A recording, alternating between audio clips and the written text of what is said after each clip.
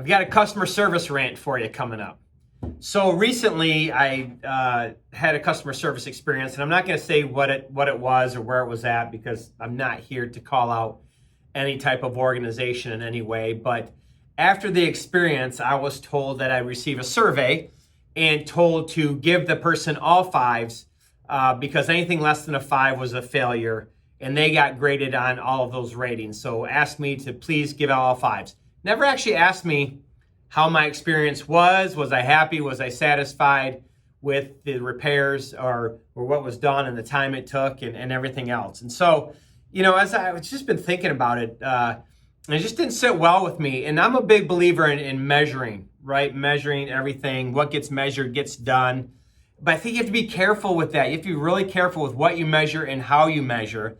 And specifically in this instance, when it comes to customer service, your scores for customer service should be an outcome of the service that you deliver and the experience people have and how you made them feel and did you solve all of their needs. We use Net Promoter Score at Service Express. I love that. It's a random survey. Every customer gets a survey throughout the year, every year. And we don't try to time it up after a service call when it's gone good or gone bad. In fact, we used to have that conversation. Should we survey them right after a service call? And I didn't really like that because you'll get into this habit that I just experienced of only give them the surveys when you've had a good experience or you think they've had, or now tell them to give us a good rating. I don't like any of that stuff. It's not, if you're looking for, when you do these surveys, a true indication of how you're performing service and whether you're solving needs and leaving people with a great experience, you can't manipulate that. And that's what happens. If you bonus people on some of this stuff, you get what I experienced today. Somebody handing it to you or telling you you're going to get it and saying, please give me all 5s. That doesn't leave me with a good feeling of the experience just in doing that. I will leave you with all 5s and be happy to do it if I had the great experience, if you delivered. If you didn't, then I'm not going to do that. And what is the company that's putting their employees in a position to do that? What are they really getting out of it? So if they're receiving all these 5s, they think they're great when maybe they're not. Are they covering up things?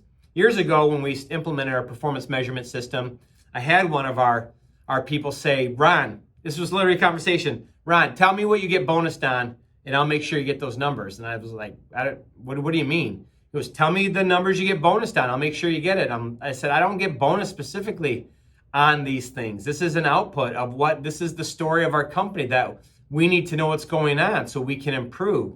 And he came from a different environment where his other manager got bonused on their metrics, whatever they were measuring. And so, but made his team fill them out. They knew they had to take care of him or they were going to pay for it. And I thought, that's creating a horrible environment. And for the leader of the company, for the CEO of the company, it's not telling them the story of the company, how they're really performing. And when you measure things, that's what I'm after. What's the old take around, garbage in, garbage out? Like, that's what it is. If you try to manipulate the numbers, you're not learning anything. What I want to do is go perform and do what we do at Service Express every day, every week, every month. And then as we look at our metrics, see where they fall out. Don't try to drive the numbers. Go out and do what we're supposed to do and see where the numbers come in. And then when you see that, you can look behind the numbers, find the story behind the numbers so you understand what's going on in the business. You can figure out what you're doing well and you can keep doing it, and figure out what you're not doing well and improve it. Sometimes, a lot of times I've experienced we have great people, but something's getting in their way, and so whatever metrics that we're measuring are not where they need to be. So that's why we say look for the story behind the numbers, because if you just react to numbers, then you go get on people, and it's not their fault. So many times I've seen that there's a process issue where another team's doing something to hold it back, and we got to understand that so we can fix it for that. And so I'm just really against that. Just really, as you can maybe tell, just left a bad taste in my mouth, and I just wanted to share it with everybody. Like, when you're going, if you're truly trying to gauge a customer experience, don't be manipulating the numbers. Careful how you bonus on it, and don't have your people asking for a rating. That's not going to tell you what you need to learn to grow your business, to create a better business, to create a better environment, and reward the right people. So, think about that. Think about what's going on in your organization and see if that's happening. Could be. And if it is, just fix it and move forward from here. As always, stay safe, stay healthy.